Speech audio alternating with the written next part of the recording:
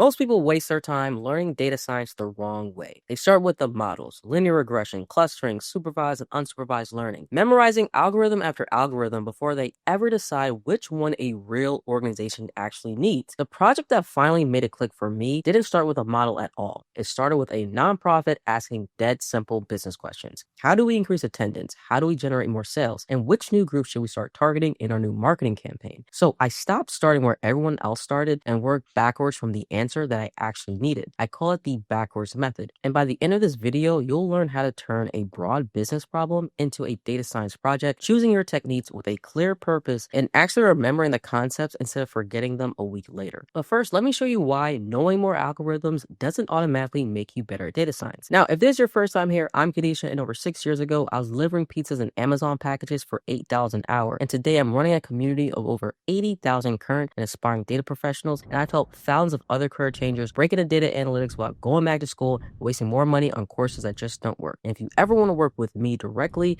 to land your first role in data analytics, click the link in the description. All right, so let's get started. Now, here's what the algorithm first path looks like. You open a course, start collecting models, regression, trees, random forest, clustering. You check each one off and it feels like progress. And then someone hands you a real question. Which customers should we go after in our new marketing campaign? Why is attendance falling? And then you freeze. Not because you didn't study, but because no one taught you how to go from an ambiguous business question to the model sitting in your notes. And that's the trap. And it's not where people think it is. Courses aren't the problem.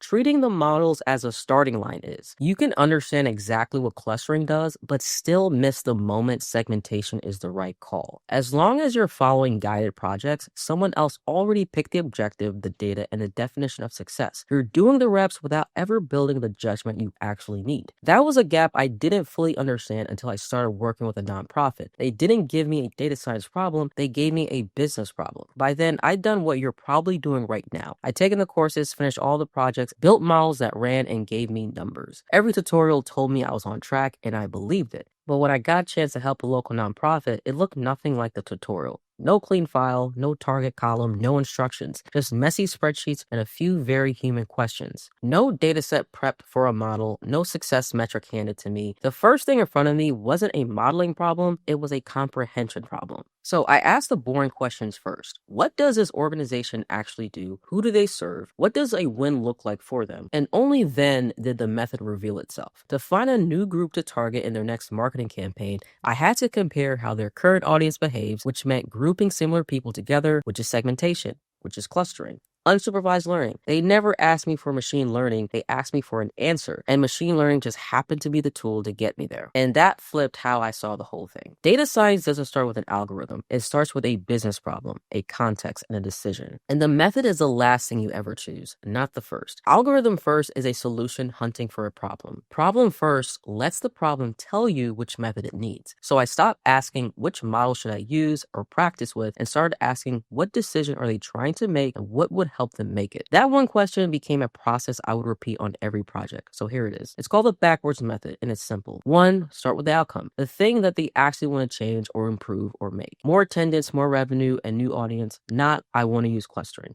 2, understand the context. Before you even touch the data, learn what they do, who they serve, how they define success, and who will actually use your answer. The same data set leads to multiple different analysis depending on the goal. 3, define the decision. Get clear on what someone should actually be able to decide on after seeing your work. This is what keeps you from producing a pile of charts that no one will actually use. 4, translate the business problem into a data question. How do we get more customers becomes, are there distinct groups in our audience and which one is most likely to buy? Now a data set can answer that. 5, and only now choose the method. Segmentation, regression, or honestly no machine learning at all. The problem picks the tool or the method. You don't force a tool or method on the problem. And then 6, go back to the decision. You're not done when the model runs. You are done when the result becomes an insight, a recommendation, and a next step. That is what separates someone who just ran a model from someone who actually did real data science. All right, so let's walk through how this looks like on a real question. Let's look at the question that the nonprofit gave me. How do we get more customers? On its own, that's not a data science problem yet. It doesn't say which customers, what behavior matters, or what decision is riding on it. So you add context. A small organization, limited budget, and a current audience it can describe, and a spreadsheet of who's engaged so far. Then you define the real decision decision underneath it. Which new group should we aim for in our next marketing campaign? Now you translate that into a data question.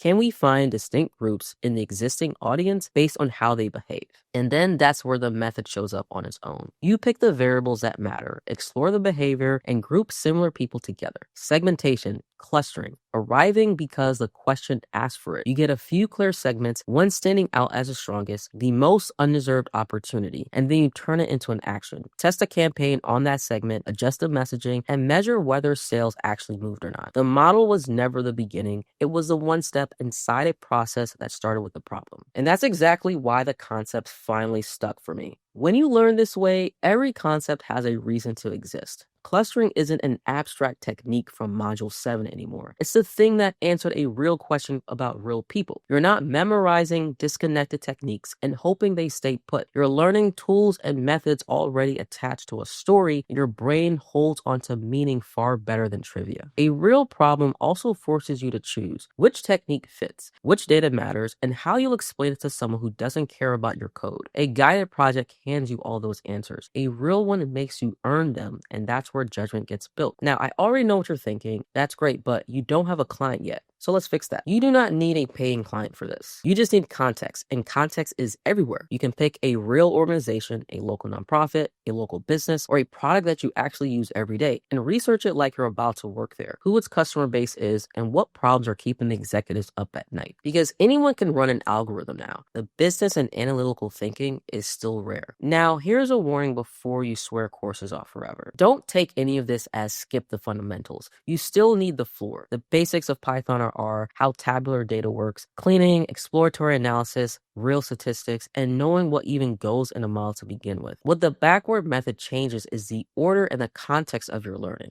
not the need to learn. You don't need to master every algorithm before you touch a real problem, but you do need enough understanding of your options. Learn the method the problem calls for and judge whether the result is reasonable and explain it clearly. The goal is never to avoid the hard stuff. It's to stop treating the whole field as one giant prerequisite before you're allowed to start. Now, a few ways people trip over their own feet with this, so I'll save you some time. Mistake 1. And here's the big one. Forcing machine learning into every problem you come across. Not every question needs a model. Sometimes the honest question is a simple comparison, a dashboard, a simple bar chart, better data, or just a conversation with the person who asked. Mistake 2, choosing the model before you understand the context. Calling it a clustering project before you even understand the organization, and you built the exact trap we started this video trying to escape from. Mistake 3, an insight with no recommendation. A beautiful result that doesn't help anyone decide anything is a dead end. If it doesn't end with here's what you should do, you're not finished. And mistake 4, treating the first business question as a real problem. It's almost always too broad or built on wrong assumptions. Sharpening it into something answerable isn't busy work, that is the job. So here's what you should do this week. I'm calling it the Backwards Project Challenge. One organization, one small project built entirely from the problem backwards. Pick a real organization, write one broad business question, something like, how could this attract more customers? Research a context, and then define the decision. Which segment should they target next that will actually make them more money? Then turn that into 3 to 5 data questions, find or create a data set, and then choose the simplest method that does the job. Simplest, not the fanciest. And then write a 1-page summary, the problem, your approach, the finding, and then your recommendation, along with the limitations of your analysis and then the next steps. When you're done, you won't have just another notebook full of code. You have one complete project with a real question, a method you can justify, and proof of how you think. That is the thing employers are quietly desperate to see. All right, so let's bring it home. Now that you understand how to connect data science skills to real business problems, the next step is knowing which skills are actually worth learning first. Because not every technical skill has the same value in the beginning, and learning them in the wrong order can make the path feel much harder than it needs to be. So watch this next video where I break down the complete data analyst skill set and the exact order I learned those skills today.